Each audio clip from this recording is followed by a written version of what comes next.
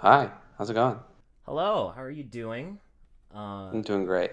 I am also doing great. This is the first episode of my new podcast that I decided I wanted to do. I think it was like 3 in the morning, and I was in bed, and I was like, That's man, when you have the best thoughts. it's true.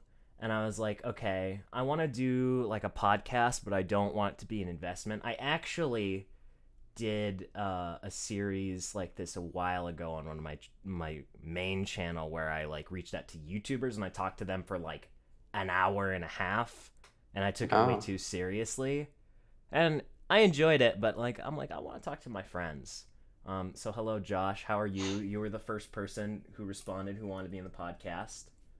yeah, because I was also up at an ungodly time. Yeah, and now you're here. Now you are Yeah, here. no. How terrible that I'm here. I don't think it's terrible. I think it's lovely. I don't think it's terrible. I think it's pretty great. I actually had something I wanted to talk to you about on this maximum of 15-minute podcast. Yeah, sure. It's stress. Stress is Right. such an interesting thing to me.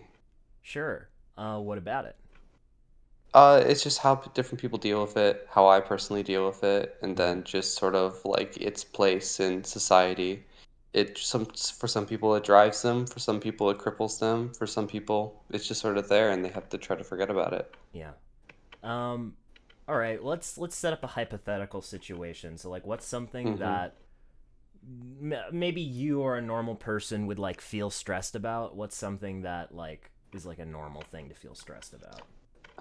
Definitely meeting expectations. And Sure. then and then Um. another one would mm, probably be when things don't go your way, Uh. when things don't meet your expectations. Right.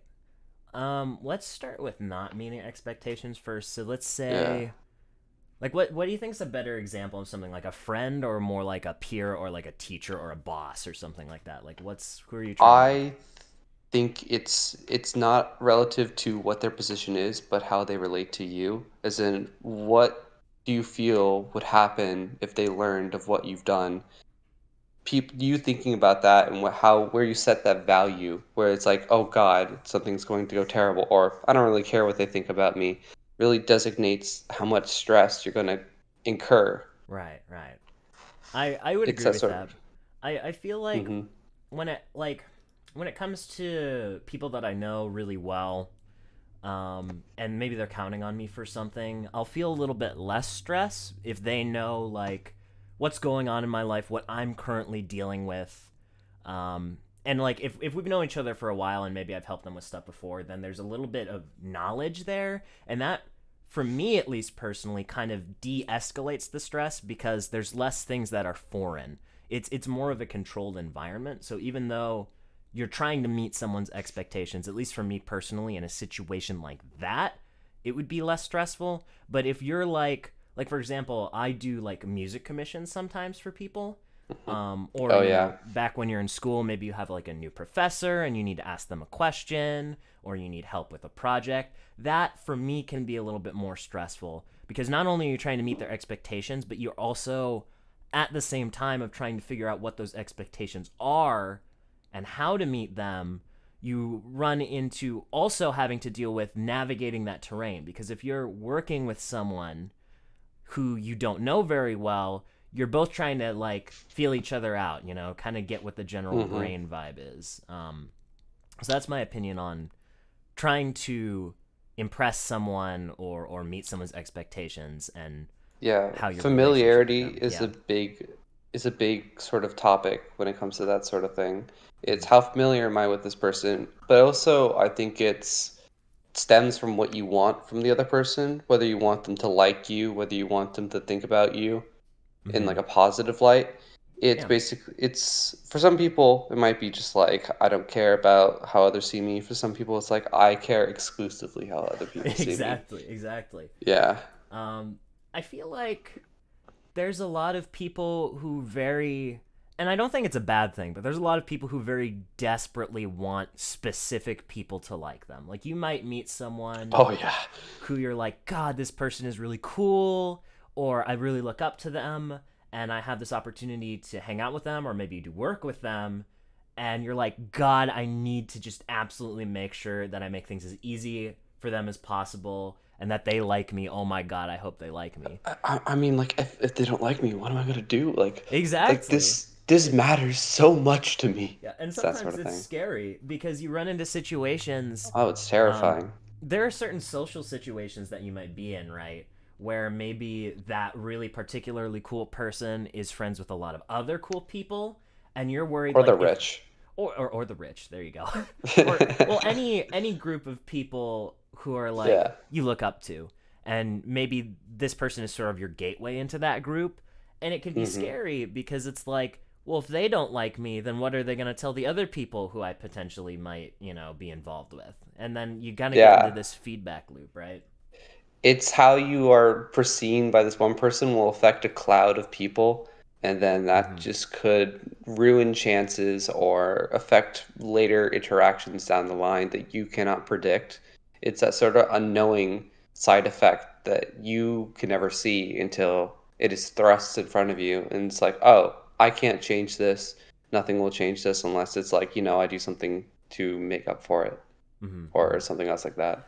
Now I have a question for you. There's definitely a kind of reverse to that person who really wants to please everyone and everyone to like them. There are Hmm. people who do not give a shit what you think of them or what they do. They are completely in their own lane. And I respect that to a degree. But do you think that there are people who care so little that it becomes a problem? What other people think of them. They care so little about that it becomes a problem. Uh, it depends on your perspective when it Okay. comes to that sort of thing. It's if someone is like vying for someone's attention, but they don't give it to them, then the person who's vying for it might be upset at that person. If Mhm. they're like, if perhaps they're that shallow of a person, whether that being shallow is how you interpret it or not, or maybe the person who doesn't want to give the attention finds the other person very extra, and Right. then just really they're coming on too strong, and that sort of like weighs down on them. It's Yeah. it's such a hard question because it matters on the perspective and the circumstances.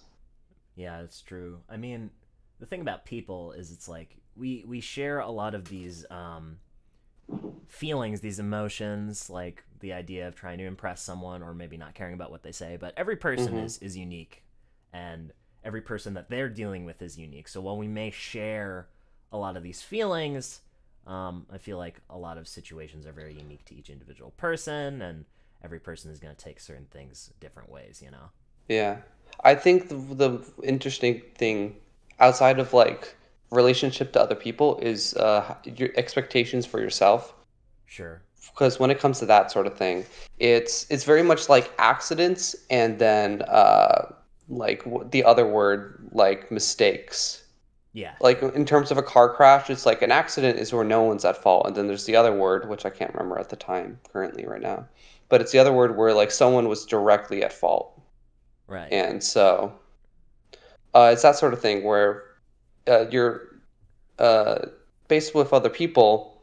There's always like that other element, but when it's just like expectations for yourself, it's very inclusively within yourself. So if like I'm not meeting my own standards, uh, you know, it's a very quick negative thing where it's like Mm-hmm. it's sort of like a down spiral, depending on I don't know. That's my experience of it.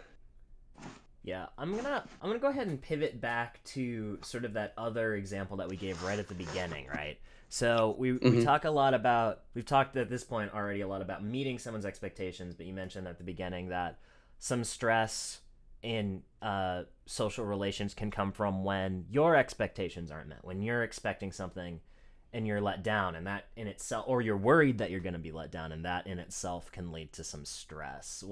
Yeah. What's a good example of that for you?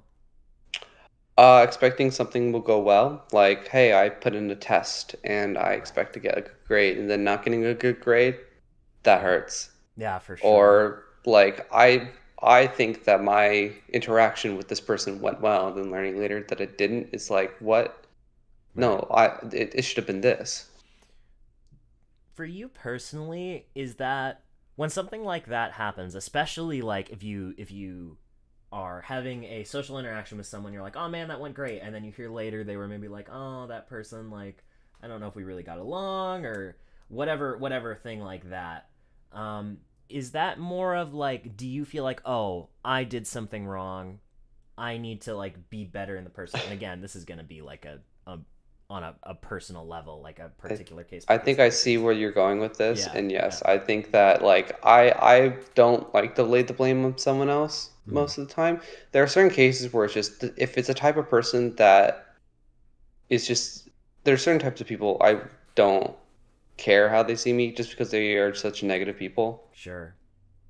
But no, I normally lay the blame on myself because I think that I can improve. I don't want to deny the possibility that I did something wrong and then ignore that and continue on with that. Like, I don't want to push the blame on someone else if Sure. there is a chance I did something wrong.